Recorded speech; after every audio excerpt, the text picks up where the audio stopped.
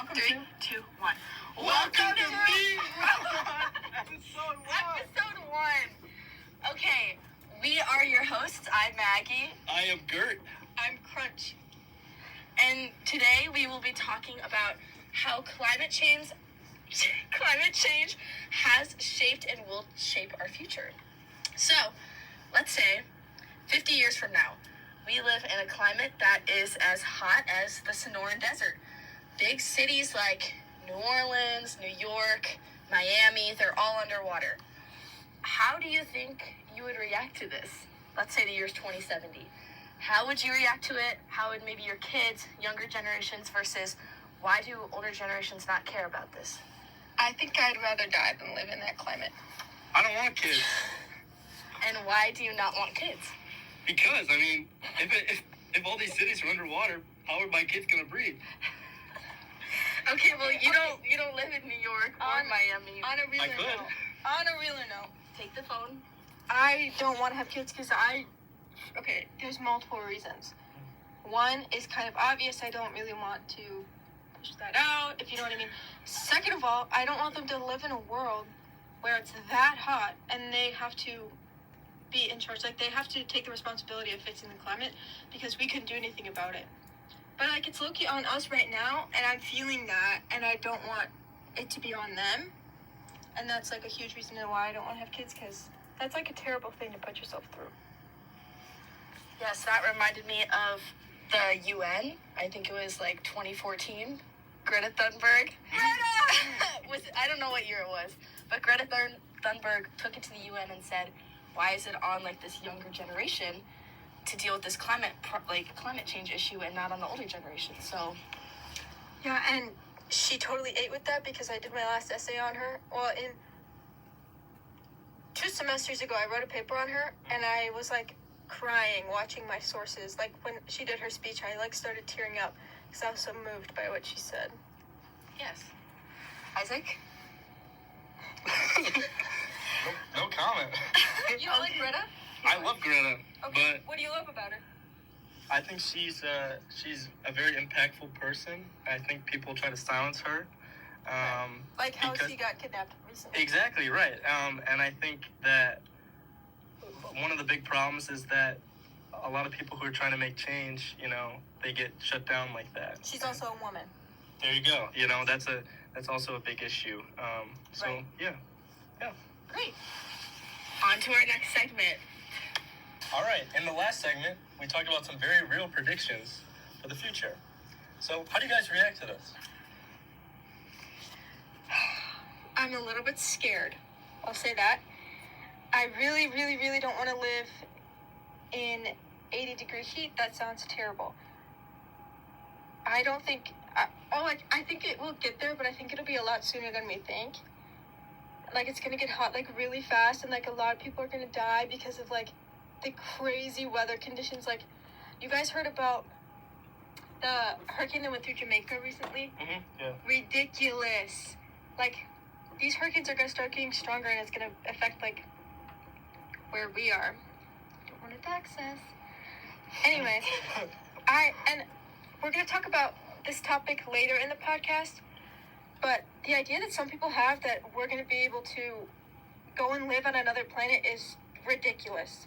Like, I don't think it will work. I really don't think it'll work. I think it's on us to fix it, but we'll talk about that more later. What about you?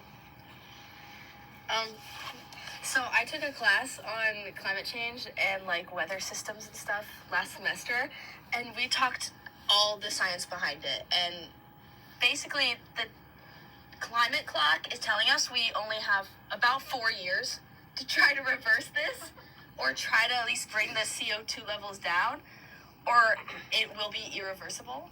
And the stuff that we're facing is going to impact literally our entire lives, and it's going to impact our kids' lives, and our kids might not even have a future. So would you say we're cooked? We could be cooked. We might be cooked, guys. We are cooked. So, do you think that we're facing extinction because of this? Or do you think that there's solutions that could help us maybe combat this issue? Maybe like geoengineering? Well, of course. I know all about geoengineering. Well, Wait, what was the first thing you asked me? Are we facing extinction? Yeah, we are. I think we I really agree. are, and I think it's gonna be from the heat, and we're like basically doing it now because so many people are dying in these weather and stuff like that.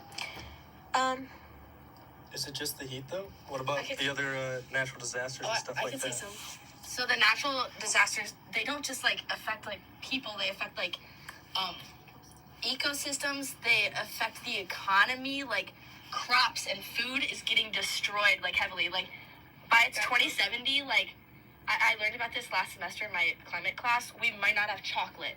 We might not have coffee, we might not have almonds because like we are facing like such great like weather. I can't live things. without chocolate. I know, or like the either. price is gonna go up extremely. Like the economy is gonna get like effed up because of this. It already is. So like, climate change doesn't just affect like, the weather. Like it affects everything. I feel like. Yeah. Anyone What was the else? next one? Talk about geoengineering a little bit. Oh, yeah. Okay, so solutions, like what do we think could maybe fix this? I say geoengineering. Geoengineering is basically like coming up with geological solutions that, like, how you can alter some natural system on Earth and either like lower it or increase it to help fix the planet. An example of this is cloud brightening, which we'll touch on later, and sulfur aerosol particles, which we'll also touch on later. But increasing those two things actually helps light reflect off of the Earth in general and therefore cool it. So I think that's a really big contender, which is something that will help us a lot. There's a bunch of other things we'll talk about later. But don't you think this is, you know, a little too control based, that humans just want control, or do you think it's necessary to, you know, save the planet? It's 100% necessary because we literally started it. This is all because we are greedy and want everything to be controlled. So we can't just stop everything we're doing and expect it to go back to normal. We'll all die because we don't, like, we're so accustomed to being in such a convenient lifestyle that we'll literally die from being too lazy, I think. I just want to add on to that. I think humans put us in this spot. Like human technology put us in this spot. So why can't we make human technology take us out of this? You know what I'm saying? Like instead of putting like money and like trying to get technological advances towards like AI or like the newest iPhone, why are we putting like this technology and this like resources towards geoengineering? We're doing that because we're lazy. Oh, I forgot what else I was gonna say. That's something else. Well, I don't know. I think we put so much money towards AI because, like you said, we're lazy. Using AI is, you know, just a furthering of that lazy mindset. Yeah. And using AI also harms the environment. So it's kind of a big cycle that we kind of need to get out of. And if we need to use technology to do that, I don't think that's necessarily a bad thing. Yes. Okay. So what's this, segment 3? And it is. So we've been talking about climate change and geoengineering, but what even is climate change? Because some people don't know. Climate change is defined as long-term shifts in Earth temperatures and weather patterns. There's a lot of things that cause it, like what I can think of is data center use, CO2 emissions. CO2 is, well, carbon dioxide, if you will. It's a greenhouse gas among other greenhouse gases that also affect the atmosphere and stuff. What else, you guys? Well, you talked about data centers. I mean, those No, AI. not yet. Oh, What other things do you know that on the environment? well, I was gonna say those AI data centers. You know, they use so much water. Yeah. That's a huge problem for the environment, obviously. Burning fossil fuels, like you talked about, Mhm. the urban heat island, which Right. we talked about last semester in our honors class, but it's about how basically there's so many people living in this world.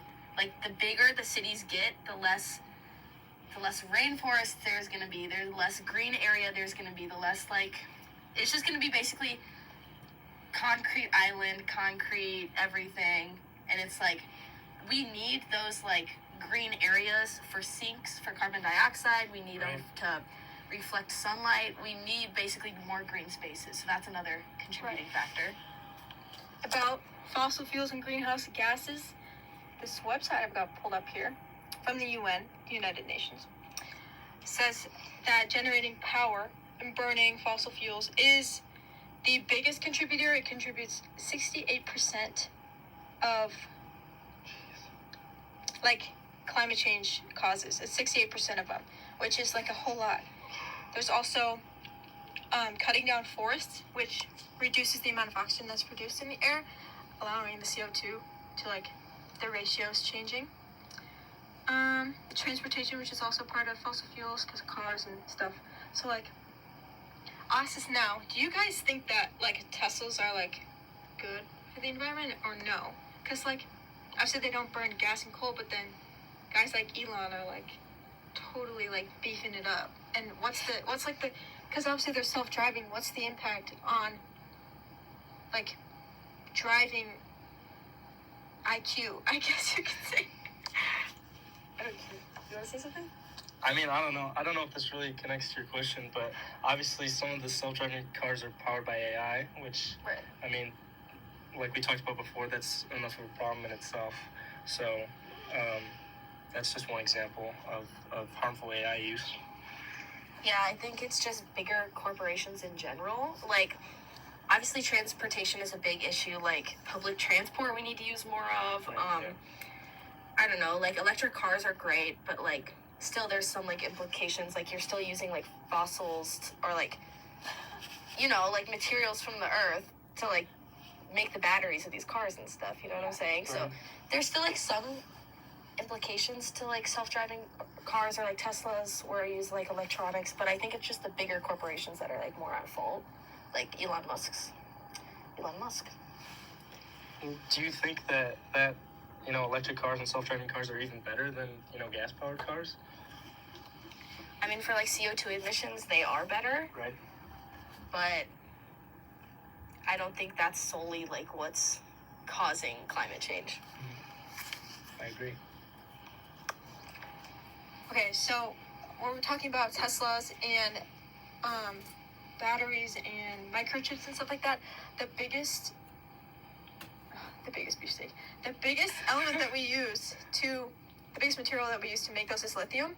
And this page by the APM Research Lab says that lithium mining is very difficult to get approved because of how messy it can be. This means that it pollutes the groundwater, which is really bad for the environment because now you can't drink that water, so now you have to filter it and everything like that. It takes a lot of energy, and the stuff you use to filter it is probably a machine that outputs CO2. So that's really nice. It's also dangerous for the people who are mining it.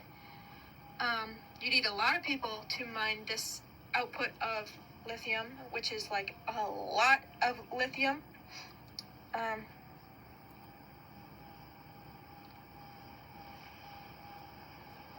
And by a lot of lithium, I mean 3,400 kilotons of it, which can support over 375 million batteries for electric cars like Teslas.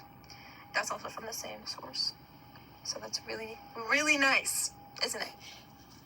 And I mean, another statistic from this source, I'm reading here, only about 2.1% of lithium is refined in the U.S., which is bad for the environment worldwide, but also it's bad economically for the U.S. I mean, you're seeing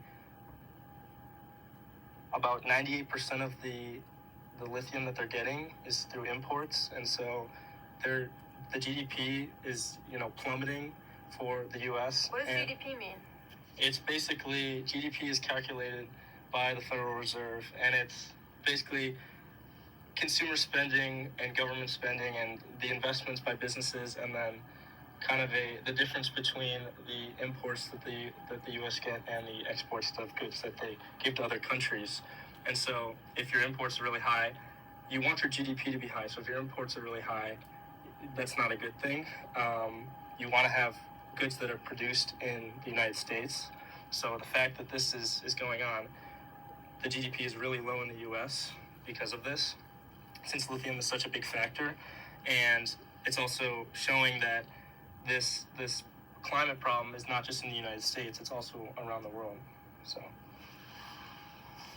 So you can tell who's the finance person. I realized we never said like our majors or something. This is Isaac. I mean, this is Gert. You want to talk about what you know? What major are you? Oh yeah, I'm a finance and marketing double major, which actually has some pretty good implications in this topic. And I'm also a history minor. It's not really relevant to this, to be honest. But yeah. What about you, Ellie? I'm a chemistry and physics double major, so I know a lot about like the specifics of climate change on the molecular level, but it's kind of hard to talk about because I don't know. You just kind of know. Yeah. It's hard to just understand. Yeah. I'm a psychology and CSD major, so I guess when we're talking about stuff, I can talk about more of like the moral aspects of everything. Absolutely. And how it affects like populations. But yeah. Okay, on to kind of what this whole podcast is about. We think our response to climate change and geoengineering should be that geoengineering we should prioritize more compared to like technology researching AI or trying to advance AI. We should put that sort of technology towards geoengineering. So geoengineering in general is it's defined as large-scale inventions in the Earth's natural systems with the intent to counteracting climate change. So the main areas of geoengineering refer to carbon dioxide removal or CDR, and solar radiation modification. So what do you guys think of geoengineering? Do you think we should put more faith into it? Where did you first hear about it? Because I heard about it first in this class. I mean, I also heard it for the first time in this class. I didn't even know it was a thing. I think it's going to be difficult to do, but it also is less costly, both economically and environmentally, than just letting the world play out and doing what we're doing now. I have one statistic here that solar geoengineering could be relatively inexpensive to implement. Estimates are around $18 billion annually, which seems like a lot of money, but when you compare it to how expensive fossil burning is, it's about $8 billion daily and trillions annually. So obviously, really big difference there economically. I think that geoengineering is kind of the only solution we have left at this point if we don't want to die. That's fair. And then talked about CDR and it's just carbon dioxide removal. That's basically removing from this website I have here, geoengineering.global, says that removing carbon dioxide from the atmosphere to limit and/or reverse global warming and climate change is what it is basically. This means that they're trying to offset the carbon dioxide emissions that are currently being produced by burning fossil fuels. Basically, they suck it out of the air and change it into something else. So we're emitting it and then they're sucking it back in, but they're not sucking it enough yet. Yeah. It's not enough to make it better. So they're working on that. Not yet. Nope. Oh, you have something to say? Yeah, I just think, Maggie, you said that we only have 4 years on the climate clock to, at least reverse or even, counteract the effects of climate change. Do you think that these geoengineering methods could even be implemented in the next 4 years, quick enough to make a change? Well, CDR is being implemented now. So is stratospheric aerosol injection of sulfur particles, which come from volcanoes and stuff, but let's get to that in a second. But a lot of these things are implemented now, just not at a big enough scale. Right. Obviously you have solar panels. That's really helping our energy production a lot. There's nuclear plants, which are really way better for energy production than burning fossil fuels and stuff, mining coal. But it's just not enough. We need to stop burning coal and fossil fuels, completely. Right. for this to even start getting better? Okay, I don't think in our lifetime we're gonna see a difference because based on what I've researched and what I've learned in my class last year, the effects that we have on our planet, it's gonna be like this for the next 100 years at least. So I don't think in our lifetimes we'll see a difference, but maybe in our children's or our grandchildren's life, if we do decide to have kids, or they're gonna have the most impact on this. So it's really about caring for the younger generations. And I think that's also why a lot of older generations don't care that much, because it's oh, it's not going to affect me, I'm going to die. But we kind of have a different mindset where it's okay, I know that we might not see the results of this, but I feel we just care more about I don't know. Yeah. Does anyone else? I'd say, I guess I care more because it's my maybe future kids, and also, it's the planet. I don't know. I kind of like the planet. Yeah. I'd like to Animals. I'd like to keep polar living, bears to live. Right. I want to see advancements in chemistry. I want to live to see that, and if the planet dies, then I won't be able to see that. Yeah. Do you have anything to say on that? I mean, I just agree fully with Ellie. Obviously, living on the planet is a huge privilege, and we already abuse it so much that we have to do something, obviously. And I think this is definitely the most ethical, I would say, choice moving forward. It makes the most sense in a lot of ways. Like I talked about before, it makes sense economically. It's so much better for the economy. It's cheaper.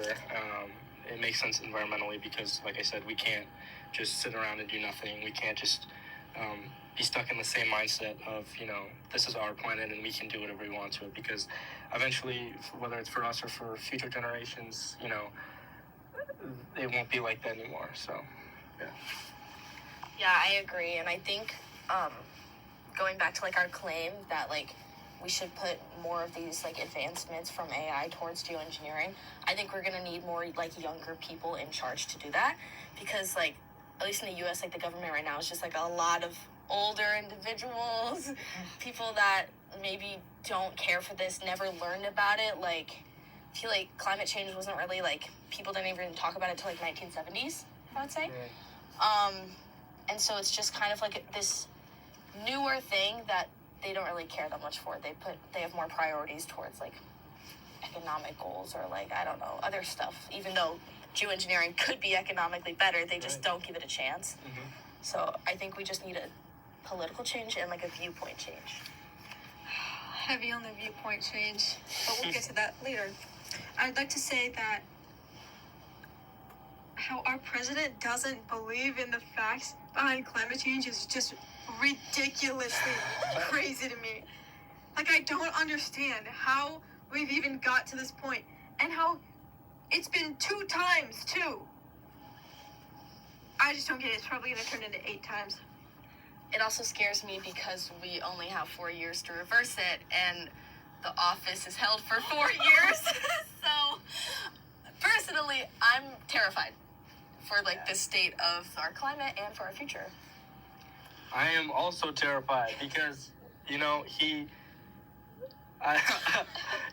name. He's not only making, basically no decisions. I was going to say terrible decisions, but no decisions about climate change because he doesn't believe in it. Withdrew us from the Paris Climate Agreement. Right, yeah. And he also, the economic changes that he's trying to make are also not smart. So it's really just, it doesn't make sense to me. And he's trying to blame it on Biden, saying that it's his fault that our economy is bad. Okay, guess who was in it before Biden? Him. And I know they carry over to the next term, but it's this guy's fault. Oh my God, it just makes me so mad. I'm so passionate about the earth. I think we're all very passionate about the earth, and it's showing. Let's move on to our next segment. Welcome to the next segment, which is rapid fire Q&A. Okay, so number 1, why does it seem like these mitigation effects aren't working? I think they aren't working because a lot of the times people just don't know that they're happening. Like on the news, really they only highlight like bad news and like not like the actual effort that people are trying to put in to combat climate change. But I also think more needs to be done because a lot of at least college kids or people in like our generation think that nothing's happening and we're doomed and everything's gonna go to shit. Which like I agree, but that's why we need to do something. So that's kind of what I think. I think that, you know, we've talked about it before, the older generation, for the most part, doesn't really care because it doesn't really affect them. Obviously, some people do. But also, you know, young people, young people often pay a lot of attention to the news. But a lot of them are also focusing, you know, young adults are focusing on getting their education. You know, college students, we said, are, you know, the main people, you know, looking at it. It's hard to remain focused on this and try to make a change when you're focusing on education, you know, getting a job. And if the older generation, you know, isn't really doing anything about it, it's kind of hard to meet in the middle. Yeah, I would agree with that. All right, question 2. Could we be heading into a world where energy is just as rare as diamonds? 100%. I think energy is limited. It's like limited. I don't I don't know how to explain it. Like we only have so many fossils. Unlimited. We only have so many fossils to burn. Like we only have so much water in the world. I don't know. Like. Yeah, it's crazy to think about. Everyone thinks there's just like unlimited everything because we're not probably gonna see, you know, a world that there's no water. I mean, that obviously is like really, really hard to think about, but it's true. I mean, all these things really are not as expendable as we think. So that's also something to worry about. Yeah, what do you think, Ellie? I think it's a very real possibility, but I also think that there's a possibility that it won't happen because we have so many different ways to produce energy. Like, I just think it'll start shifting. Well, I guess I hope it'll start shifting to methods that are more sustainable, like nuclear energy and solar power and stuff like that. Renewable. Geoengineering. Right. Geoengineering. Yeah. But what are the chances of this is actually going to happen because of stigma around nuclear power, like what happened at Chernobyl? Nobody's gonna like, oh my gosh, guys, this is like my thing. Like I'm gonna work in a nuclear plant. This is my thing. This is my special interest. People always like to hate on nuclear energy and say, oh my God, it's gonna blow up. That is not the case. Thank you, because what happened in Chernobyl, okay, let me explain this. It was an RBMK reactor. These reactors are cheaply built because it was Russia. It was, I don't remember what it's called, but it's Russia. They're like crazy and they're so controlling. And they wrote this manual. Well, the people who designed the manual wrote it and said that the control rods needed to be made out of just lead, because graphite is a particle accelerator. But you know what the Russian government said? Oh no, we're not going to produce these reactors with lead all the way through because lead is expensive. So we're going to put graphite on the end. Okay, next question. No. This is important. This is. Let her cook. And they ripped the page out of the manual that said not to shut down the reactor when it's overheating because the graphite in the tips will superheat the reaction and cause it to explode. They ripped out that manual because it exposed them for being cheapos. Like it's not just the U.S. government that's like hurting this. It's a lot of people that are hurting us, and it's the stigma around everything and the lack of knowledge. It all like crumbles down to the lack of knowledge that we don't have on everything. Like that's a big reason why some people don't believe in climate change, because they just don't know. Yeah. I think people are Stupid. Yeah, a lot of people are stupid, but I think people are scared of solving the problems that they caused. 100%. And admitting to it. They don't want to admit Yeah. No one has accountability in today's world. True. Especially. That's my claim. Yeah. Oh. Okay. Do we have another question? I do have another question. All right. Got a little distracted. All right. Question number 3. Do you guys think that AI could ever be used to help mitigate climate change? And by mitigate, I mean solve. Or will it always be used to make our lives easier and to feed into greed? I think it will not solve the entire problem because obviously that's an impossible question to ask. Right. Because first of all, the climate's been fluctuating like forever, like literally forever. The climate's been fluctuating. We're never going to solve that, but it will lower at least the CO2 emissions and like help it at least for a little bit longer. You know what I'm saying? Instead of like immediately the graph is going up. Like I think it will maybe level out or hopefully bring it down. How do you think it could help? Well, kind of like what we talked about, pulling the CO2 out of the air, maybe like You think cloud AI will be able to help with that? AI help with geoengineering. Yeah, that's Or- the question. Oh, I think Like, could we introduce like a data set or like some sort of AI program that can help us carry out these solutions that we have? yes. Does it not make sense? No, it makes sense. I think AI is a whole other world, like generative AI and chatbots. That's Yeah. like completely different than AI that helps with maybe coding or like Yeah. computer science or like stuff that actually like Like will benefit us rather than just automated machines. lazy machines that will just Right. I think if AI is going to help with geoengineering at all, it has to be something that is not available to the public. I think generative AI, like things like ChatGPT that are available to the public, are a large part of the climate problem. Obviously, people use ChatGPT like Google, and even Google has, you type anything into Google, you get an AI answer before you get anything. So it doesn't really matter which one you're using. Some people say that, oh, this website is less harmful to the earth than ChatGPT is, and it's just not true.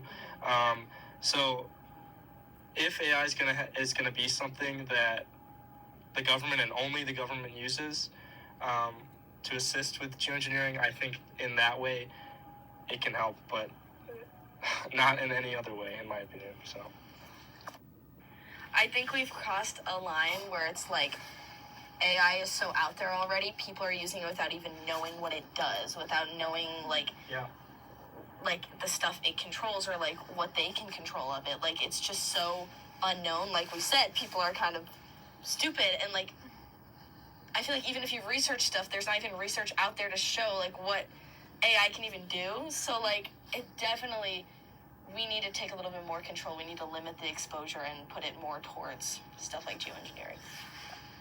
I would agree with all of that. I think the same thing. All right. Question 4, maybe? Okay, so for this I have a little bit of a prequel. An example, I guess. So I'm a big believer in climate change. I think it's super important that we try to go against it and make it better. But I don't like eco-brick or anything. I don't actively participate in trying to make that better, if that makes sense. At least not right now. Why do you guys think people always say that this, like, all of this should be done, like we should start doing this, but then they don't do anything to help about it? Like, why am I not doing anything? I think connecting back to what I said before, as a college student, it's hard, obviously, to get stuff like that done while also pursuing an education and pursuing a future. And I also think, especially in today's America, it's hard to be heard, just in general. Like, it's hard to get things started, especially when a large part of the government, including the president, is completely against any of this, any solution starting up because he doesn't believe in the problem to begin with. So it's really difficult. It can be done, but yeah.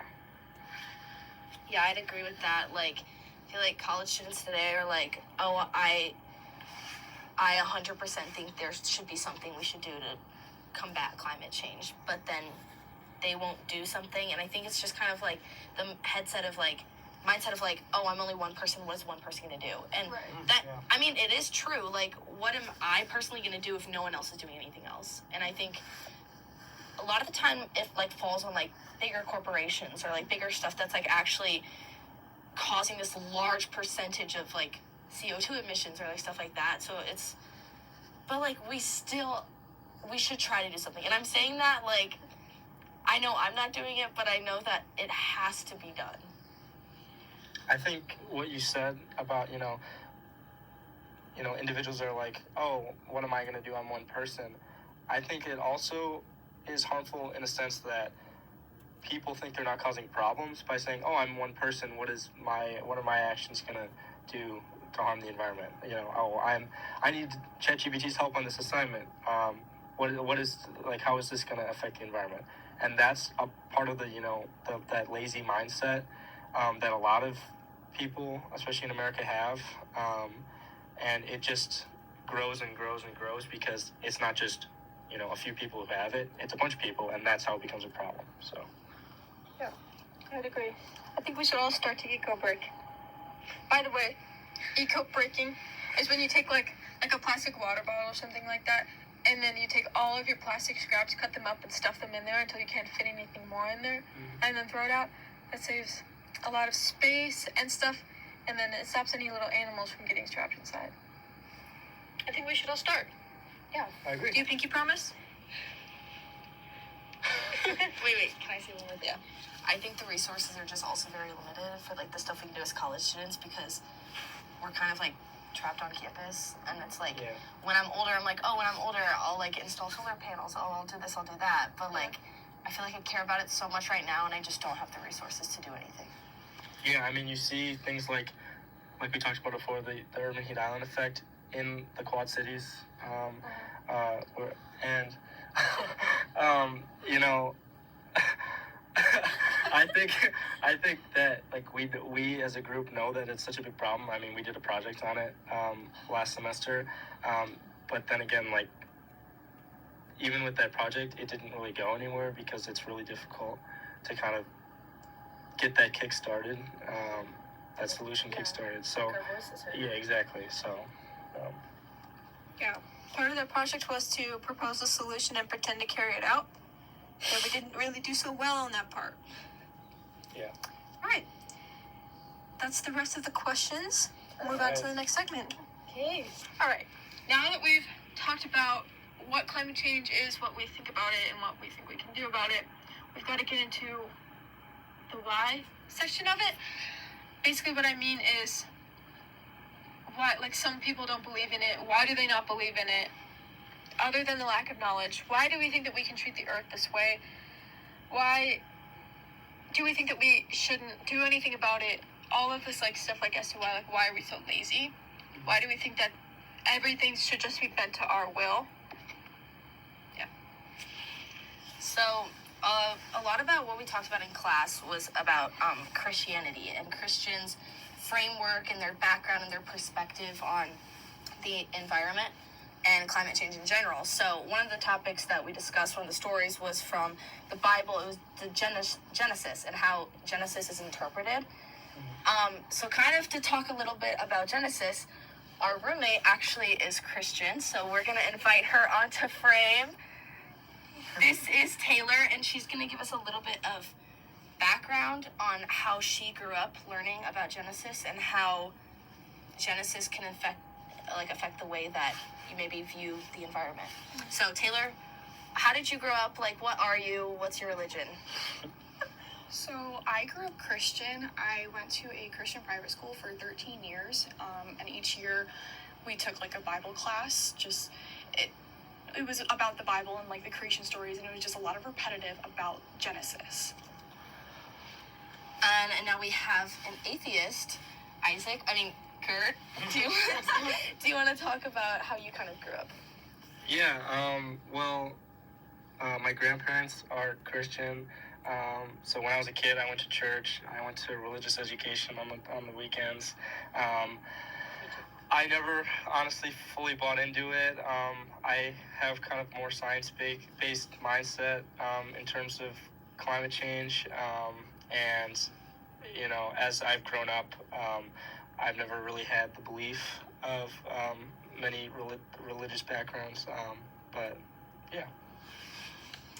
So I'd say both me and Ellie both aren't really good at discussing this either, since we are also sort of atheists ourselves. Even though I grew up like Catholic, I kind of switched to being atheist. I grew up atheist, so I really, really don't kind of understand. So it's kind of hard for me to talk about because I really just don't get it at all. And it's hard to talk about why, it's hard to put myself in a Christian's shoes to try to understand why they think this way. So I just wanted to give you guys my standpoint and why I'm not going to be really saying that much. Okay, so hence why we invited Taylor, because Taylor is still Christian. Taylor, how did you grow up learning about Genesis and the connection on how humans view themselves and maybe how they view the environment through the creation of the world? Mike, explain to us your interpretation of Genesis. My interpretation of Genesis, I really think about the beginning, the first 2 chapters of the creation story, and just about how, God spoke things into existence, which really makes me think, the world that we live in is God's creation. So, going along with, your climate change argument, from a Christian standpoint, you really need, in order to help climate change, you must appreciate, God's work, and just, appreciate it and love it and, protect it. Okay, now Isaac, same sort of question. How do you view the stories of Genesis? Do you think God's creation could influence people to respect the climate a little bit more, or could it have a negative impact? I kind of think that, especially in Genesis 2, you see man being created out of the dirt. And the way I kind of view that is that almost we belong more to the earth than the earth belongs to us. And I think that a lot of people have the mindset that, the earth belongs to us, that we can do whatever we want to it. So I definitely view the earth less as God's creation, and more as kind of something that we belong to in terms of this story. I just read it for the first time in our class this semester, so it's still a little bit fresh for me, but yeah. Okay, that's great. Taylor, responding to you now, we learned in our class a little bit how Christians will sometimes think that they will just transcend to heaven, and so they don't have to worry about being on this planet that much. They don't have to care about this planet as much because this life isn't that important. Once they transcend to heaven, that's when their true life begins. Were you raised this way? Were you raised with any of these ideas? And how could that affect kind of your stance in the environment? In my early years of at my private Christian school, I definitely was taught that way, that we were just God's creation and therefore we're going to go to heaven. But as I've grown up and as I've taken more Bible classes and created my own kind of mindset and beliefs about things, I think that we are sinful beings who really need to work towards our goal to heaven and really just work for God's love and forgiveness. Taylor, that was great. I love your viewpoint on that. And Isaac, kind of talking to you now, what do you think of this topic? Do you think people should be more educated on this belief instead of just being told to believe that they'll get into heaven as being Christians right away?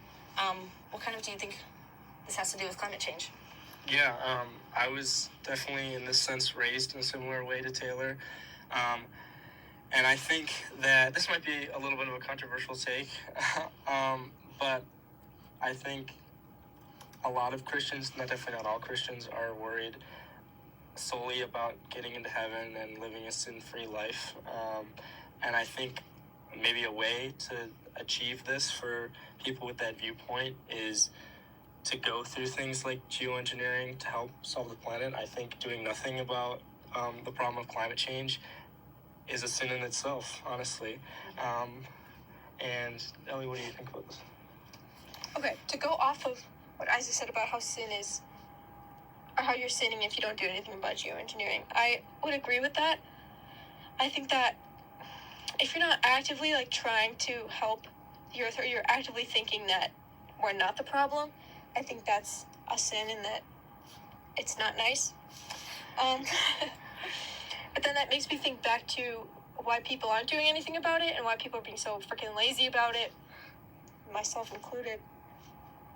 And it brings me back to when we read Genesis in class, and how in Genesis 2 it says that, well, like a lot of the reason why, like some Christians think that, like we should be like what Taylor just said, we're like humans and we're like creatures of the earth and stuff, and we're made from the soil and we should really appreciate it.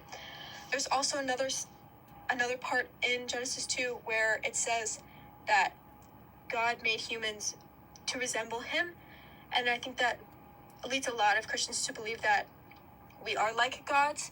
And then also another part where it says grow and multiply and have dominion over all of like fish and plants and stuff like this. I think that is like low-key detrimental to some of Christians' mindsets, and because it leads them to think that they're allowed to do anything they want. Like they're allowed to do anything they want to the environment. They can do anything they want to animals. They can do anything they want to the plants and stuff like that. Like they think that they're the superior being on Earth just because we have a mind and like can think and stuff. But I don't think that's true at all. I agree. I agree with the fact that humans have like a superiority complex over the world, and a lot of that I think stemmed from Christianity and like maybe the earliest tellings of Genesis. But I do think that like if geoengineering could save the planet, I think we have that like moral and religious obligation to do so. And so I want to ask the question to Taylor again.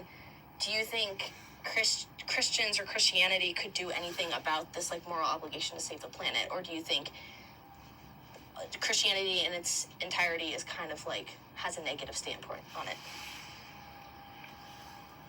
I think it's a loaded question. You're asking me like, do you think Christians will do something about it, or do you think they're going to stay the same? Yeah. Do you think? Yeah. I think that they could if they come to like what am I trying to say? Like a midpoint of a realization about like the world.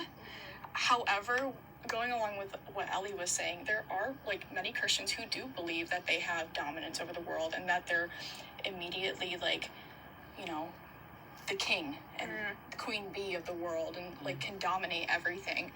But I definitely do think that coming to a midpoint, coming to just something like that, we could definitely do something about climate change. And do you think that's going to be the older Christians or like the younger Christians? Or do you think there's just going to be a whole new wave of them if this were to be done? I don't think it'll be the older Christians.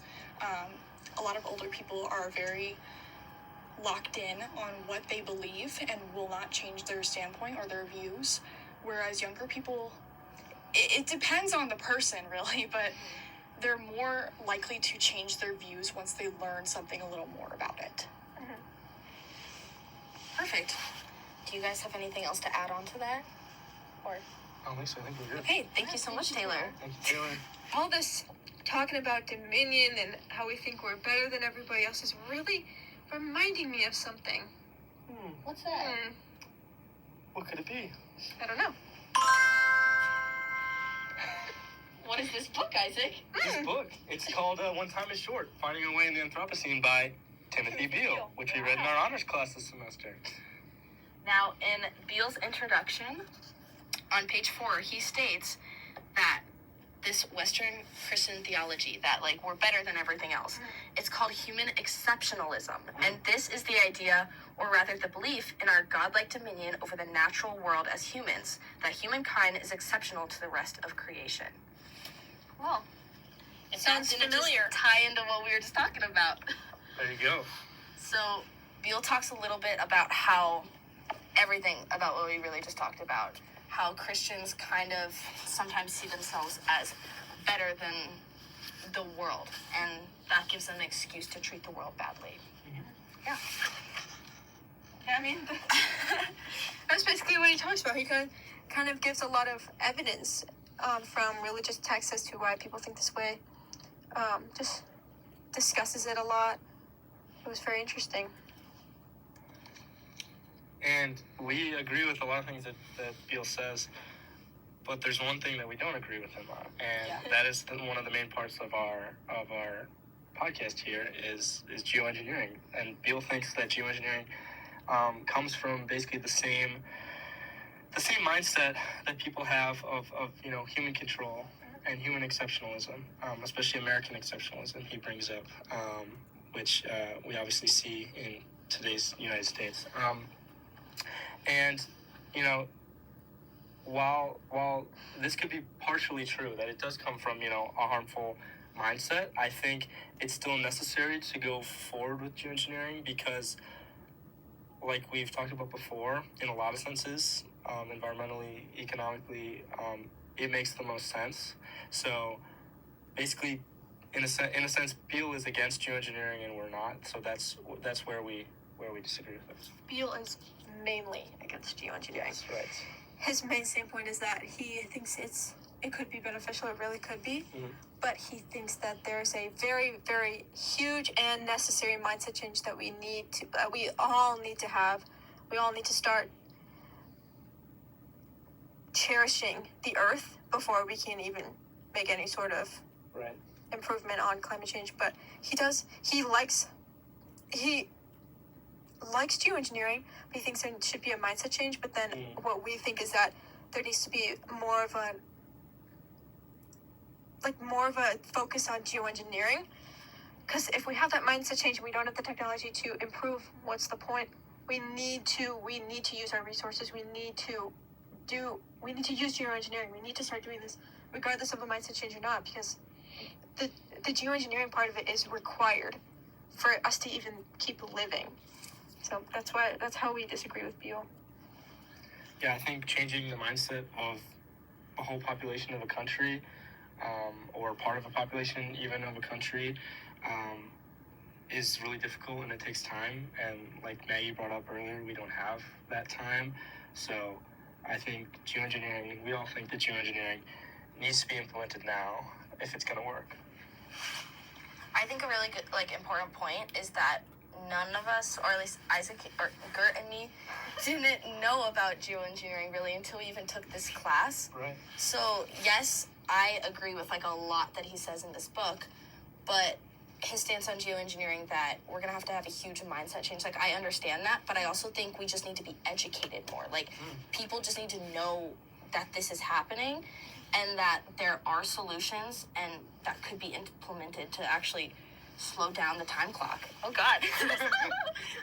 I think the world implementation of more knowledge will lead to a mindset change. I think that's what we need to do. Yeah, I think a lot of people aren't educated about this is because it's never displayed on the news.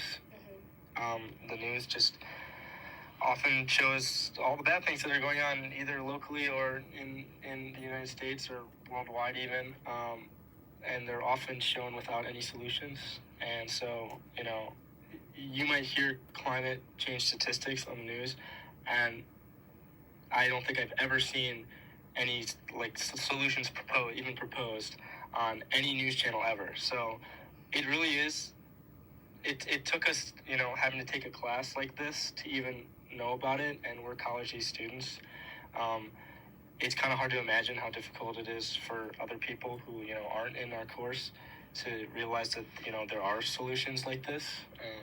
So if there's a way to make that easier, to make it more public, I think that's a good starting point. It just reminded me of tying this a little bit back into Christianity and everything.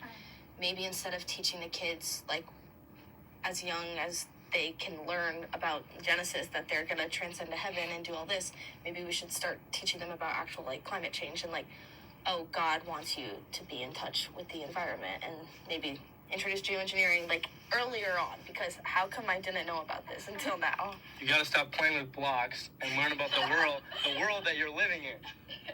It's giving like teenagers my age, and they're like, oh, no. Why are you talking about the social economic state of the world right now? Bro. That also reminds me about Kierkegaard. Oh. Oh. And how, for context, this book was very, very, very complex writing about, Philosophy? couldn't quite tell you. But it reminded me about how he says that there's paradox about how, yes, Western Christianity is kind of a big part of the problem and why we think we're this way. But then if we get rid of that, where is the hope that everybody holds for the future of the world? Comes from belief, comes from believing in a God, comes from believing in whatever you believe in. If there's no religion, then there's no hope. So we'd have to put our hope in something else, but shifting hope is not that easy of a thing to do. So what can we really do?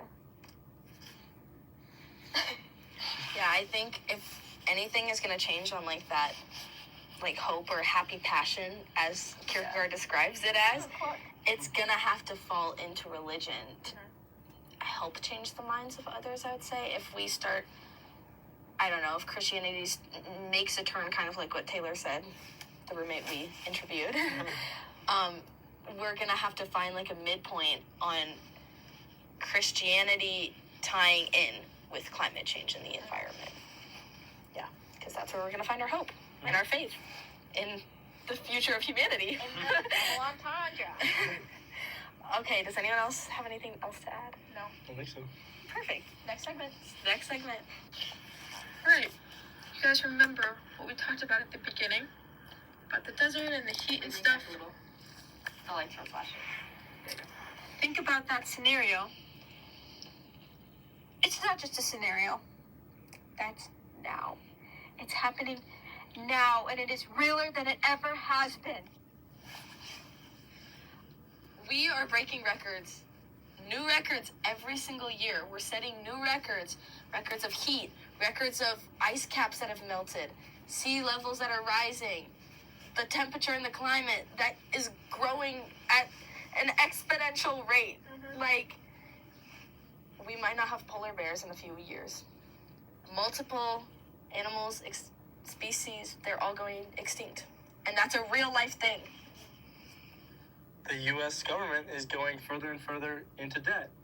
We're spending all this money on, burning fossil fuels and other climate change related things, and when we should be spending more money and in turn less money on solutions like geoengineering. Personally, I don't want to see polar bears go away. Think about that person. I mean, I guess if you know a person that their favorite animal is a polar bear, that's pretty freaking sad. Think about the polar bear. Think about if your favorite animal went extinct. Unless your favorite animal is like a mosquito, I guess. I don't know.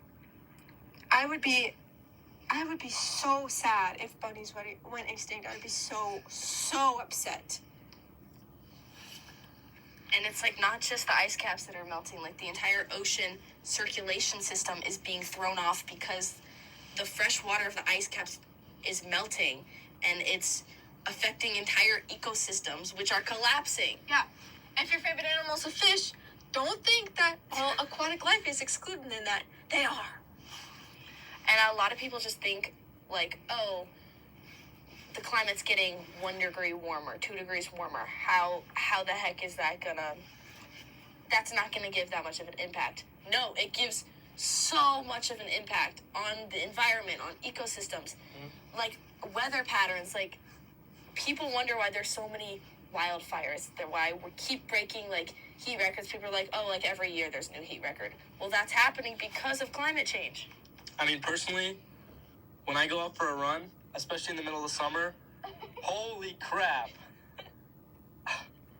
You can't even do anything. And a lot of these places, there's no shade, the concrete gets heated up, like we talked about before, the urban heat island effect. You're just basically living in a sauna, and it's terrible. It's terrible not for just these animals and these ecosystems. It's terrible for you. So if you don't want to do something about it, I don't know what you're thinking about, but it's not anything good. I experienced the same thing. I'm a lifeguard over the summer, and the past 2 years I've experienced heat weeks, as in like multiple days in a row where it's extreme temperatures and like air quality warnings, and I get them on my phone, yet I've still got to go to work and stand outside in the sun for 8 hours watching like a lot more people in the pool because it's so hot out. And I've gotten heat rash, I've nearly passed out. Like, it's getting worse and worse by the years. I've been a lifeguard for 4 years, and these past 2 years it's been really bad. I had something else I was gonna talk about and I forgot. And you know, everyone loves the season of fall. The season of fall this year was non-existent. It lasted 2 weeks. The summer was 6 months long, and the fall was 2 weeks long, and now we're in winter. This is a problem. Like, if you don't see that, just look out your window. And I think especially the younger generation sees this happening because that's all we've known is just like these crazy weather patterns. Like we've only lived in a world that has had like an accelerated rate of climate change, and it continued to accelerate where we're like, we have to do something about it. We have to do it now. We have to do something now, or else we're all gonna die. And I think the older generation, no matter how much you're like, oh, like, it won't affect me. They're dying anyways. Do you not care about your grandchildren? Do you not care about, like, your future generations? If you love anybody at all, they are affected by it. I've just, like, These boomers, man. I think we are all very passionate about this, and that passion needs to be spread everywhere. Like, everyone should understand, like, this moral obligation that we have to do something about climate change. And maybe that's the next step is geoengineering. Absolutely. And with that, the 2025 Meet Robot season comes to an end. Bye-bye. Goodbye, everyone. Okay, we ready? 3, 2, 1. Okay, we're done.